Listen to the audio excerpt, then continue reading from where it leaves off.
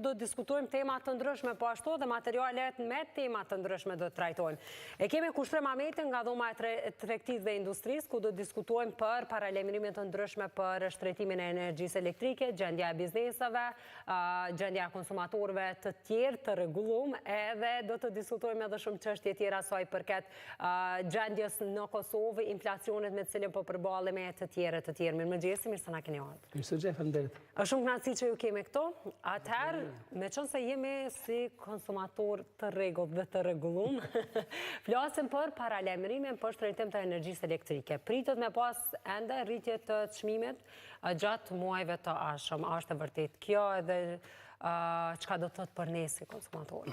Është paralajmëruar themi shqyrtim i sërishëm i tarifave dikon brenda vjetorit të këtij viti, që është padyshim një shqetësim jashtëzakonisht i madh, sepse na vetëm tashmë këto muajt e fundit po i ndjejmë ne, sidomos ne si konsumator, po i ndjejmë rritjen e vazhdueshme të çmimeve të produkteve për shkak të fillimisht rritjes së çmimit të energjisë për konsumatorët e rregulluar 16.1% dhe pastaj edhe me liberalizimin e padrejt totalisht të energjisë elektrike për mbi themi 1300 biznese të cilat dolën në mënyrë totalisht të pavullnetshme, edhe pasojat për cilat vetëm tashmë po përballen edhe bizneset në këtë pjesën e sektorëve. Dhe gjithë këto pjesa dërmuese e këtyre përballjeve kanë fund koston për cilën ne si konsumator po e paguajmë fatkeqësisht. Dhe nëse i shohim edhe dhënat e Agjencisë të Statistikave, ato që ne si dhomë tregtisë kemi paralajmëruar prej fillimeve, është që kemi një rritje të madhe të çmimeve, sidomos rritje të çmimit të prodhimit fillimisht, po flasim për sepse kur kemi kundërshtuar edhe rritjen e çmimit të energjisë për konsumatorët të rregulluar, gjithashtu edhe liberalizimin e tregut të energjisë, kemi paralajmëruar që dy sektorë që janë jashtëzakonisht të rëndësishëm në vendin tonë do të psojnë edhe rrezikojnë të falimentojnë themi kompaninë në atë sektor, po flasim për sektorin e prodhimit në këtë rast, edhe sektorin e startupeve. Sepse edhe ata kanë hyrë në proces të liberalizimit të tregut për shkak se i kanë pas një pjesë të tyre kanë pas 50 punëtor, e kanë plotësuar. E çka do të thotë për ne tash ky paralajmërim, çish mundon me përballu qytetarët këto? Nëse gjithë secili e shohim kur shkojmë në përmarkete, e shohim se si na ndron për çdo ditë çmimet, e shohim se sa vështirë po kemi ta mbyllim muajin dhe shpeshherë na tham në diskutimet përgjithshme tham nëse ne e mbyllim muajin me 0-0 na do të jemi të lumtur ditë sotit për shkak të këtyre rritjeve të vazhdueshme që po bëhen shpeshherë edhe pa kontrolluar me fatkeqësi, sepse përpos që po rritet çmimi në kuptimin për shkak të këtyre proceseve, po rritet për shkak edhe themi të shtimit ose rritjes së importeve, dhe në dhënat e fundit të Agjencisë të Statistikave kanë treguar që ka një rritje goxha shqetësuese të importit të produkteve dhe ka një ulje të eksporteve të Kosovës, që është ne konsiderojmë që është pjesë e këtyre vendimeve që i diskutojmë për konsumatorët të rregulluar 16.1% dhe liberalizimit të rregullt, sepse këto e kanë ulë fuqinë e prodhuese vendore dhe normalisht kjo ka shkaktuar që të gapin e madh pastaj edhe tash sjell ty import më të madh të produkteve që kryesisht vijnë edhe nga vendet e rajonit dhe normalisht ti kur e importon një produkt e importon edhe çmimin atje ose edhe inflacionin atje, duke përfshirë edhe inflacionin që kemi në vendin tonë. Gjitha vendet në rajon janë kështu njëjtë si ne, apo ne po qëndrojmë më keq edhe më mirë? Kjo varion për shumë faktorë, themi. Ka shumë vende në rajon që kanë pak më shumë prodhim vendor se që kemi ne, kanë më shumë themi taksa të ndryshme, për shembull që ne i kemi ata si kanë, për shembull ne ende kemi taksën, paguajmë taks për produktet që janë esenciale për miellin, për sheqerin, krypën, vajin, domethënë është një kërkesë e moçme që kemi bërë tek institucionet në këtë rast tek Ministria e Financave që të paktën për këtë periudhën kur ishte fillimisht inflacionet e ndryshme që ndodhen dhe këto rritjet tash po ndodhin, që të paktën nëse nuk mundet me hek krejt, të paktën në mënyrë të përkohshme le ta pezulloj çatë themi taks, kjo besoj që do të ndikon desa do pak me lehtësu jetën, sepse në fundit xhepi qytetarëve është të pësuar më shumë sa gjithë të tjerë. Po. Çu ka qenë deri tash me këtë bllokadë, me këtë ngërçim politik komunikimi me ministritë dhe sa keni arrit me realizu diçka që ka qenë ose sa janë pranu kërkesat që ju i keni pas? Në përgjithësi ka qenë i vështirë, fillimisht për shkak të një çasti jo fort miqësore të themi qeverisë që është aktualisht në detyrë nuk ka qenë fort e gatshme për bashkëpunim ta quajmë kështu. Në periudhën tashmë kur qeveria doli në detyrë, pastaj një pjesë e ministrave konkurruan në zgjedhjet e përgjithshme fillimisht dhe një pjesë e tyre pastaj konkurruan edhe në zgjedhjet lokale që i kishin, domthonë krijoi një problem edhe më të madh për ne, për shkak se ajo që është fenomen në institucionet tona është që një pjesë e madhe e vendimeve po i mbajnë ende ta quajmë kështu ministrat në këtë rast, ose drejtues të këtyre resorëve. Dhe në momentin që ata mungojnë, administrata nuk po mundet me lëviz tutje, themi, për me ndërmarrë veprime. Ajo që ka gjithmonë kemi kërkuar ka qenë që sa më shumë vendime dhe veprime ti adresohen ose ti bartën kompetencat administratës të asaj ministri ose asaj institucione, jo që ti mbajnë ministra, sepse kështu ku po ndodhin këto situata, sikur që kemi tani me mungesë të institucioneve, tregon atë problemin e madh pastaj, sepse ndoshta një problem është jashtëzakonisht i vogël, pa duke mos u zgjidhur shkon duke u thelluar, sepse me çat problem përballen edhe tjera biznese, nëse ta zon përballen 2-3, pas disa kohë fillojnë atë të tjerë të përballen. Edhe kemi këtu shumë të raste të tilla që po përballen shkaku i mungesës së institucioneve dhe sidomos personave vendimmarrës në këtë rast. Ne diskutuam për paralajmërim për shtrëngtim të energjisë, po një vit historik e kam pas pro bizneset që po i përmendim vazhdimisht, edhe kemi përmendur edhe në biseda tjera të cilat janë zhvilluar këtu edhe jashtë studios. Edhe dalja e tyre në treg të hapur, pra liberalizimi i tregut të energjisë elektrike, për ta ka qenë vështirë. A ka pas bizneset të cilat kanë dështuar në këtë pjesë, ka bizneset që janë në rrezik për dështim, për falimentim, edhe pastaj që shvaren, sepse kjo punë është zinxhirore, janë ata punëtorët aty të cilët mund të largohen apo i largojnë nga vendi i punës, pastaj është rritja e çmimit tek konsumatorët e të tjerë. Ajo që ka qenë, themi, një element i mirë për cilën ne shpesh si dhomë tregtisë u akuzum shumë nga pushteti, atë që ka ne kërkuam e konfirmoi edhe Bashkimi Evropian, po për Augustin Palokajn, korrespondentin e Juve, që tha që do të shkoj procesi hap mas hapi, dhe madje BE-ja ishte e gatshme që të ofronte ndihmë, dikon nëse nuk gabojm rreth 22 milionë euro, që procesi i liberalizimit në Kosovë të shkoj siç duhet. Nuk ishte sigurisht shkoj marrëdhënshëm në mënyrë që mos të ketë pasoja të mëdha. Çka ndodhi këtu ishte një heshtje, një aprovim në heshtje i gjitha institucioneve vendimmarrëse ndaj veprimeve që i mori zërreja në këtë rast, sepse as nuk u morën me propozimin e BE-s fare me këtë çështje, po e mbështetën në mënyrë të heshtur, po në takime themi që kemi pasur jashtë syrit të mediave, se kemi pas disa takime misionit, ata kanë qenë plotësisht mbështetës ndaj vendimit të zërrejës, që për çuditë të njëjtit kur ishin në opozit nuk e kanë mbështetur. Tash po e mbështesin. Dhe gjithë ky proces është përcjell me një mori, themi, shkeljesh, për cilat ne kemi ende duke prit një vendim nga gjykata e apelit, tek e cila kemi dërguar, në fakt gjykata themelore e Prishtinës, tek e cila kemi dërguar një padi kundrejt zërrejës për shkelet që ata i kanë bërë. Në anën tjetër e kemi fenomenin tjetër që është i çuditshëm në gjithë këtë proces, është për shembull në shkallën e parë gjykatës komerciale, një kompanie ju e njoh e drejta themi për ta kërkesa saj për ta pezulluar, dhe i kishim një pezullim të këtij procesi dikon rreth 2 javë ditë, dhe pastaj shkalla e dytë e po të njëjtës gjykatë në këtë rast mori vendimin që procesi duhet të vazhdojë, po në anën tjetër dëmet që i ka shkaktuar liberalizimi i njihen kompanisë. Atëherë çfarë logjike ka kjo? Kur një proces po e lejon me vazhdu, e njëjti e ati po e një dëmë. Domethënë për neve është pak e çuditshme edhe vetë vendimi i kolegjit të gjyqtarëve në fakt atje.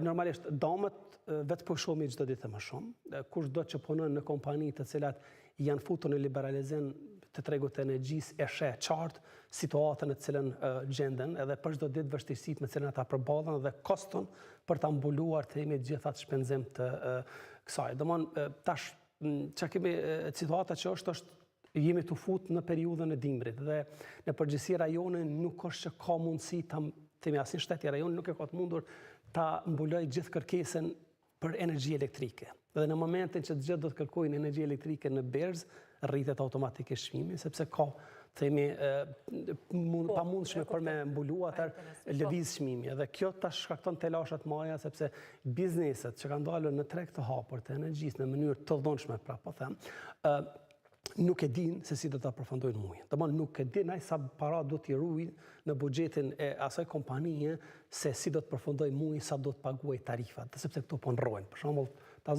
kemi biznes që është prodhues, nuk është prodhues i madh, po është prodhues i njohur në Kosovë, i cili për shembull në deri në maj ka pagu 3.500 euro. Në qershor fatura i ka ardhur 6.500, në korrik i ka ardhur 14.000. Në qershor korrik shumica kompanive i çojnë punëtorët në pushime. Domthonë procesi prodhimit nuk është procesi plot i prodhimit. Për shkak se ka domthonë i çojnë punëtorët në pushime. Tash llogaritja e tij është edhe thënë si ta përballoj tashun kur erdhën punëtorët tash u kthyn në punë. Po fillojnë temperaturat me ul edhe rritet kërkesa për energji, çush me përballu tash unë koston për energji elektrike. Domthonë ai as nuk mund të me menu se si do t'ja dalaj tek e fundit t'i mbuloj pagat e punëtorëve, që do t'i mbaj, gjithsesi si patas manas, si do t'i mbuloj shpenzime tjera që mund të vinë, se më qoftë taksat, qoftë ndonjë prishje të mundshme, si do ta ndjek ai konkurrencën tash për shembull për me ble makineri. Sepse shumica... Dhe pastaj në fund cila është ideja për cilën punon ai dhe për këtë arsye dhe pastaj... Prandaj shumë kompani në Kosovë i kanë pezullu e një pjesë e tyre dhe i kanë anullu planat investive për të cilat edhe do të përfiton të shteti, sepse do të rritashin taksa se shtohet një biznes ose një deg, edhe do të përfiton të shteti edhe në aspektin tjetër, sepse do të ulej të paktën dikon një kërkesë për punësim, sepse do të merrte punëtor, familje do të kishe një asje, edhe fuqia prodhuese e atij biznesi, po dhe vendet do të rritej ka shit themi importit që po vjen me të madhe. Domthonë, gjitha këto tash janë një ndalu. Përfshirë edhe këto është një garë jashtëzakonisht shumë e madhe e shteteve të rajonit për të bindur ose atraktu bizneset tona që ose t'i rrisin investimet nëse vetë se kanë bërë atje, ose që të shkojnë me investimet të reja. Atje duke dhënë oferta të jashtëzakonshme të cilat Kosova as për sa afër me nuk e ka ofruar fare, ka qenë një heshtje plot. A ka gjasa ose çysh është situata, çka është zgjidhja tash për me e normalizu pak këtë çështje ose me u kthy një hap mbrapa, ka diçka tilla apo jo? Shiko, këtu fatkeqësia më e madhe ka qenë se ne nuk kemi pas institucione të konstituuara, fatkeqësisht themi, për shkak se ZRE-ja me ligj përgjigjet Kuvendit të Kosovës. Ka qenë një propozim i ZRE-s fillimisht që të paktën qeveria e Kosovës të alokoj ose të garantoj të jap një zotim në vlerë prej 50 milion euro në mënyrë që të paktën pe qershorit deri në dhjetor të këtij viti të mbulohet që kjo kërkesa për çdo biznese që të mos dalin në liberalizim dhe procesi liberalizimit të nisë nga 1 janar 2026, qeveria refuzoi, në fakt qeveria për 2 ditë 3 i merr çdo 50 milion euro po për këtyre bizneseve, sepse ky 1300 biznese që kanë dalë ose 1400 që kanë dalë janë gati mbi 50% që mbushin buxhetin e Kosovës me taksa. Të tyre që i pagojnë. Domthonë janë biznese më të mëdha që i ka Kosova. Këtu i kemi, fuqia jonë. Domthonë çka kemi bërë tash me këtë vendim, domthonë ç't fuqinë e madhe që kemi neve që kemi ulë edhe më shumë. Që është fatkeqësia e jashtëzakonshme, domthonë në një mënyrë po aplotësojmë qefin edhe shteteve tjera që na luftojnë vazhdimisht me produktet e tyre për ta shkatruar prodhimin vendor, për shkak të kësaj. Domthonë ka rrah tash fuqia, po bjen për çdo ditë themi fuqia e prodhimit vendor, shkaku i kësaj rritje. Na këtë çka patum kërkuar ishte le të shtyhet procesi deri në janar 2026 në mënyrë që bizneset të përgatiten. Po përpas kësaj ne kemi kërkuar ZRE-s që të nisë një proces për me bën një analizë të thukë se në çfarë gjendje është sistemi energjetik në Kosovë. Më duhet të ju njoftoj që këto ditë e fundit, jo vetëm Prishtina që është përballur me reduktime të energjisë, për cilat askush nuk del me kallëzu pse janë këto reduktime, po madje në vende të tjera ka pasur reduktime të jashtëzakonshme me orë të tëra, e ku kanë psu edhe këto kompani që kanë dalë në treg të hapur. Po, a pritet që pratë kemi reduktime si kurse edhe vitin e kaluar që kemi pas për disa orë të tana, ka ndodhur ndoshta një pjesë të shumë gjatë ditës, ka pas disa vende dhe kryeshteti po ashtu, të cilat kanë mbetur pa energji elektrike. Pritet me qëndruar e njëjta edhe këtë bime? Askush nuk mundet me dhënë siguri. Domthonë, përkundër që bizneset që dolën në treg të hapur po paguajnë tarifa 3-4 fish më shumë se që kanë paguar deri në qershor, themi askush nuk i garanton ato se prap nuk do të kenë reduktime të energjisë. Askush as neve nuk po na garanton që na u rrit çmimi i energjisë për 16.1%. Domthonë, e një prej faktorëve që e kanë rrit çmimin 16.1% ka qenë se ne nuk kemi prodhim të mjaftueshëm vendor të energjisë, andaj duhet ta rrisim çmimin për me bë blerjen. Atë Në të rritë 16.1%, pse tash s'kemi energji prapë. Dhe mon është prapë një situatë tjetër këto, sepse tash po shfrytëzohet që ky momentumi i mos pasjes institucione dhe as kushtu s'pe përgjegjësi, po i merr këto vendime për interesat të dikujt. Ashtu që është marrë edhe vendimi për treg të hapur. Sigurisht. Edhe një pyetje të fundit. Një gjendje hiç më e mirë është edhe me industrit, do thotë me shëtarët në anën tjetër, jo vetëm me bizneset, po flasëm edhe ata që s'kan biznese. Nuk ka pas asnjë thirrje si vjet për subvencionim, ndryshe që ka ndodhur 2-3 vjetët e fundit që ka pas subvencionim që për kushte më të mira në shtëpi, qoftë me kondicioner, klima të ndryshme, ku janë ofru pra subvencione për qytetarët. Si vjet, me sa e di, nuk ka pas një thirrje të tillë. Çka do të thotë që është vështirëson edhe kjo tash situatë? Më duket që në ndihmën që e kaluam e kemi parë telashet e mëdha që kishim me furnizim me energji elektrike për shkak të rritjes së madhe të kërkesës për energji e shumë njerëz të cilët edhe familjarë që i njohim, të cilët kanë përfituar, themi, nga këto masat qeveritare duke blerë klima në këtë rast, kanë betur pa u nxej me ato klima dhe dashur sërish të rikthehet themi drunëve sistemet të vjetra, sepse s'ka pasur energji elektrike, sepse ishte kërkesë shumë e madhe dhe ishte pamjaftueshme dhe pamundshme për me mbulu gjithë kërkesën për energji elektrike. Prandaj nuk ishte zgjidhje adekuate kjo. Domthon më shumë zgjidhje do të kishte nëse do të kishim themi mbështetje të familjeve të cënueshme për ta quajmë kështu, jo me klima, themi se prapë rrit çmimin e energjisë. Po subvencionim për shkakun për izolim më të mirë të shtëpive, që është shumë e rëndësishme, sepse çka po ndodh është shumica e familjeve që janë të cënueshme ose të varfra, themi të pamundshme për me mbulu kostot e jetesës, ato kanë të pamundur edhe të konkurrojnë për këto subvencione, shkaku se aty duhet me hyti me investimet e tua, e mbasi ti përfundon ato investime, atë shteti ti mbulon dikon 50%. Domthon e kanë ato të pamundur ta bëjnë gjë të tilla. Prandaj nuk ka qenë asgjë zgjidhje dhe shpesh ka pasur raportime që banisa sociale si vjet ka pas investime tilla për izolim më të mirë dhe kushte më të mira në mënyrë që edhe energjia elektrike pastaj të kurset, ka pas në Prishtinë, kryeqytet, por edhe në vende tjera, ka qenë një iniciativë e cila tashmë vetë se ka përfunduar me sa e di, edhe uroj që të jetë suksesshme edhe t'ja dalë më mirë divret. Sigurisht, po problemi më i madh është tek shtëpitë. Kjo është problemi më i madh, sepse tek banesa sociale kryesisht është themi merr vendim komuna, e ban sepse ajo është pronë komunale, jepet përkohësisht themi për një kohë për shfrytëzim, por në shtëpi si më avon. Domthon në shtëpi shumica, por mos më thon gati të gjitha familjet e cënueshme kanë pasur të pamundur të konkurrojnë sepse nuk kanë pasur mjete për të blerë pajisjet ose për ta bërë izolimin vetëm me pas tani me prit nga qeveria kur po ja bën themi subvencionimin e energjisë në këtë rast ose blekim pas edhe raste edhe në familje që edhe nuk ja njoh madje as investimet që janë bën, që ka qenë edhe më të mërshme kjo pastaj. Domthon nuk është zgjidhje. Kanë mbet pastaj në gjysmë.